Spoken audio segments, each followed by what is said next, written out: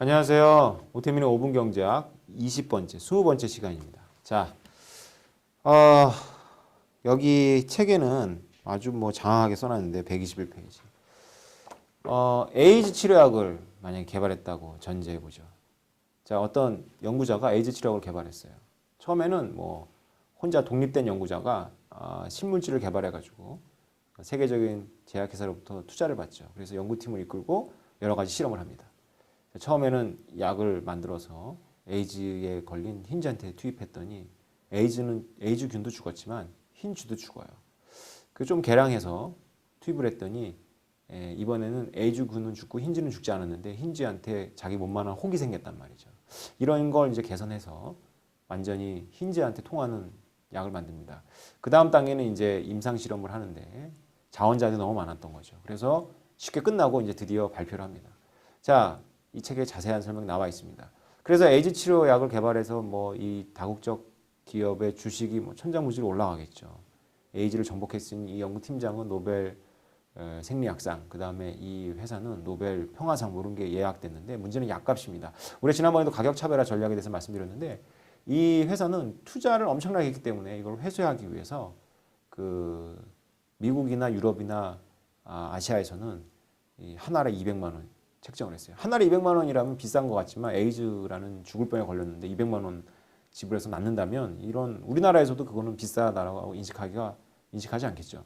그런데 인구의 5분의 1이 죽어가는 아프리카의 그런 하루에 1달러 가지고도 못 사는 사람들한테 이 200만 원이라는 돈은 언가한 셈심이죠. 자, 이런 경우에 많은 문제가 일어나죠. 약이 없어서 그냥 죽는 건 정치적인 문제가 안 되는데 약이 있는데 돈이 없어 죽는 건 정치적인 문제가 됩니다. 우리가 쉽게 예측할 수가 있죠. 그래서 이 제약회사가 정치인들한테 압력도 받고 세계적인 운동가들한테 압력도 받고 그 다음에 미국과 외교관계를 단절하고 모조약을 마음대로 찍어내겠다. 옛날에 태국에서 그런 쿠데타가 일어났었죠. 이런 식으로 막 하니까 결국 이 회사가 모조약을 허용하든가 아니면 가격 차별을 합니다. 그래서 아프리카나 아시아 이런 데는 한 알에 1달러, 2달러씩 팔죠. 그게 발표되는 순간 주식이 고꾸라치고 이런 거죠. 그래서 연구팀도 해체되고 이 회사는 주식 가격이 폭락하니까 많은 투자자들의 원성을 사겠죠. 난리가 났단 말이죠. 근데 이제 공짜가 되다시피 한 약을 마음대로 찍어내는 거죠. 그래서 수돗물에 타서 먹이는 거죠. 에이즈 치료가 필요한 사람인지 아닌지 구별하는 것보다는 그냥 다 먹이는 게 좋다. 이런 식으로 이제 문제를 해결했는데 덜컥 문제가 생긴 거예요. 사실 연구 단계부터 어떤 특징이 발견됐는데 어떤 특정 유전자를 갖고 있는 사람들은 이 치료약이 생식 기능을 파괴합니다. 그래서 그 불임이 돼요. 근데 아프리카의 어떤 소국에는 대부분 다 그 유전자를 갖고 있단 말이죠. 그래서 그 소국 다 먹었으니까 이제 다 불임이 돼버린 거예요. 이제 인구 분포가 팽이 모양으로 다다가 이제 공중에 공중부양하겠죠. 그리고 사라집니다. 이런 상태에 도달한 거죠. 자, 이 이야기는 이 책에도 써놨지만 그 하멜른의 피리 부는 사나이 이야기를 제가 갖고 온 겁니다. 하멜른의 피리 부는 사나이를 보면 비슷한 얘기가 있죠. 피리를 부는 사람이 쥐를 해결해 줬는데 금을 안 줘요. 그러니까 피리 부는 사람이 애들 데리고 사라지잖아요. 근데 그 하멜른에 가면 피리 부는 사나이 기념관도 있고 그렇다는데 이게 단순한 설화가 아니랍니다. 이게 현실에 있었던 일을 각색한 거에 가깝다고 그러는데 아마 패스트, 흑사병이 돌았을 때 이걸 해결해주면 돈을 주겠다고 했는데 연금술사 같은 현자가 쥐를 잡으면 된다는 걸 알았던 거죠. 그래서 쥐약을 놓은 거예요. 쥐약을 대롱 같은 걸로. 그랬는데 돈 안 준 거죠. 그러니까 이 사람이 애들 데려갔나요? 그냥 사라졌는데 애들은 어떻게 된 거냐면 애들은 이 사람이 치우지 않았죠. 그 독약을. 그랬더니 아이들은 그 독약 먹고 몇 명 죽었겠죠. 그걸 이제 민중문학의 특징처럼 이렇게 만든 거죠. 극적으로.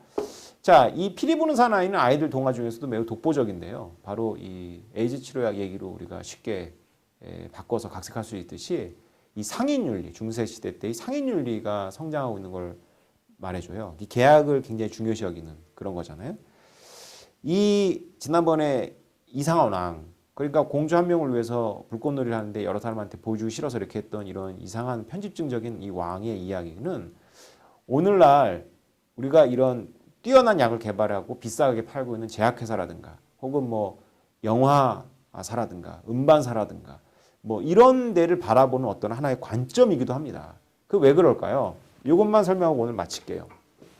지난번에 이런 불꽃놀이와 같은 공급곡선은 비용 곡선을 이렇게 그린다고 그랬어요. 그죠?